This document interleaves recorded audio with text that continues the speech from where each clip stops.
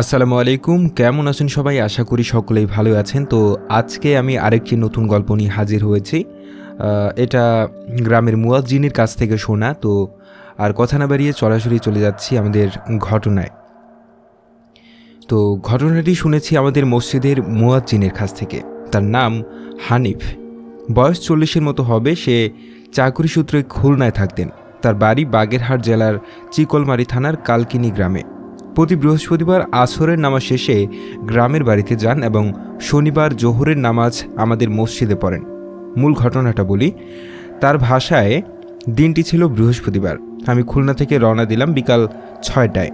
আমাদের সদর থানায় পৌঁছাতে রাত 9টা বেজে যায়। সদর থেকে আমাদের বাড়ি আরও 20 কিলোমিটার পথ। কোনো গাড়ি না পেয়ে একটা মোটরসাইকেল ভাড়া করি। মোটরসাইকেল করে বাজার পর্যন্ত আসি। এরপরে রাস্তা ভাঙা ও কাদা থাকায় গাড়ি আর যেতে পারবে না বলে আমাকে ছেড়ে দেয়। বাজারে যখন পৌঁছাই তখন রাত 9:50।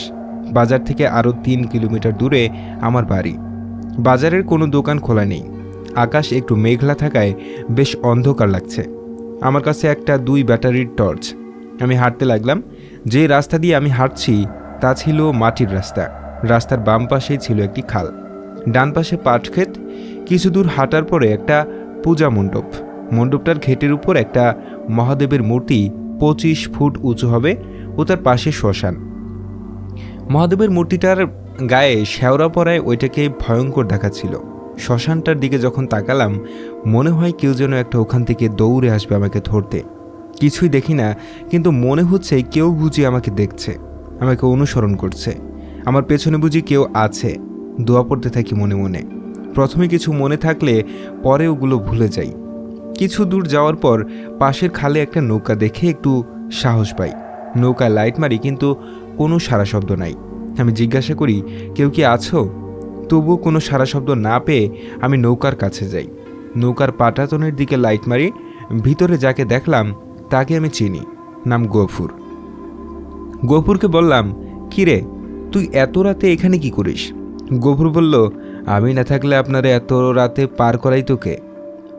এত রাতে কথাটা শুনে আমি ঘড়িতে তাকালাম। সময় 1:55। আমি যেন আকাশ থেকে বললাম, এত সময় তো হতে পারে না। আমি কি 3 ঘন্টা ধরে হাঁটছি? মোটের পরে 30 থেকে 40 মিনিটের রাস্তা। আমি গফুরকে কিছু বুঝতে দিলাম না। গফুরকে বললাম, গফুর আমার একটু পার করে দে। এই বলে আমি গফুরের নৌকায় উঠলাম। নৌকার পাড়ে ফেরার পর আমি গফুরকে বললাম, গফুর আমাকে একটু বাসা পর্যন্ত পৌঁছে দিবি? গফুর একটু ভেবে বলল, ভয় পাইছেন? চলেন। আমরা দুইজন একসাথে হাঁটছি।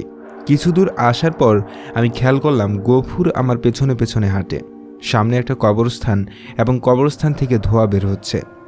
একটু যখন কাছে এসে লাইট মারলাম কবরের দিকে, দেখি একটি মেয়ে সাদা কাপড় পরা, চুলগুলো ছেড়ে দেওয়া কবরস্থ ভিতরে দাঁড়িয়ে আছে এবং হাত ইশারায় আমাদের ডাকছে। মেয়েটিকে দেখে আমি চিনেছি, ওর নাম ময়না। আমি গফুরকে বলি, ও ময়না না? হঠাৎ বুকের ভিতরটা কেমন যেন চিন করে উঠল, শরীর কেঁপে গেল। আমার পাশে গফুর নেই। আমি একটা চিৎকার দিয়ে দৌড়াতে এক পা সামনে গিয়ে অজ্ঞান হয়ে পড়ি। বাড়ির লোকজন আমাকে তুলে নিয়ে মাথায় পানি দেয়। কিছুক্ষণ পর আমার জ্ঞান ফিরে। আমি তাদের সব কিছু খুলে বলি। আমার কথা শুনে তারা একে অপরের দিকে এমনভাবে মুখ চাওয়াচাই করে যেন আমি তাদের মিথ্যা বলছি। পরে জানতে পারি গফুর ও ময়নার মধ্যে একটা সম্পর্ক ছিল। গফুর মাঝির কাজ করে এবং ময়নার বাবা একটু প্রভাবশালী। তাদের সম্পর্ক মেয়েটির পরিবার মেনে নেয়নি, তাই মেয়েটি সুইসাইড করেছে। আর গফুরের খোঁজ কেউ জানে না।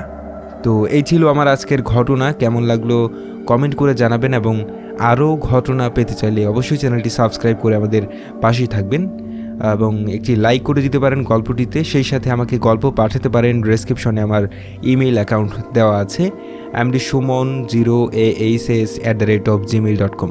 তো আবারও দেখা হবে নতুন কোনো গল্প নিয়ে। সেই পর্যন্ত ভালো থাকুন, সুস্থ থাকুন। আসসালামু আলাইকুম।